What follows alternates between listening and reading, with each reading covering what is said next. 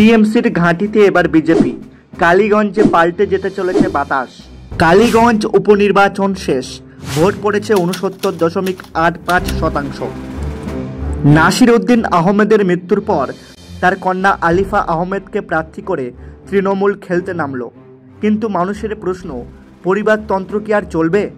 অন্যদিকে বিজেপি প্রার্থী আশিস ঘোষ একজন পরিচ্ছন্ন ভাবমূর্তির স্থানীয় নেতা। ভোটারের রিজিওনাল ডেটা ধরে আমাদের বিশ্লেষণ বলছে বিজেপির আশিস ঘোষ পেতে পারে 37% থেকে 40% ভোট। টিএমসির আলিফা আহমেদ পেতে পারে 42% থেকে 44% ভোট। কংগ্রেস বা সিপিএম যৌথভাবে পেতে পারে 14% থেকে 16% ভোট। এখন আপনি ভাবছেন তাহলে টিএমসি এগিয়েই তো আছে।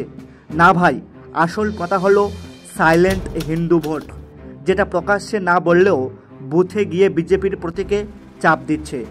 আর সংখ্যালঘু ভোট এবার বিভক্ত হয়েছে। টিএমসি, সিপিএম আর আইএসএফ 3 দিকে ভাগ হয়ে গেছে সংখ্যালঘু ভোট। এই ফাটলেই বিজেপির জন্য দরজা খুলে দিচ্ছে। বিজেপি এবার কালীগঞ্জে 2021 সালের তুলনায় অন্তত 10 থেকে 12% বেশি ভোট পাবে, এটা স্পষ্ট মাঠে ঘুরলেই। ভোট গণনার দিন তৃণমূল বুঝবে কিভাবে বিজেপি এসে পাশ কাটিয়ে গেছে।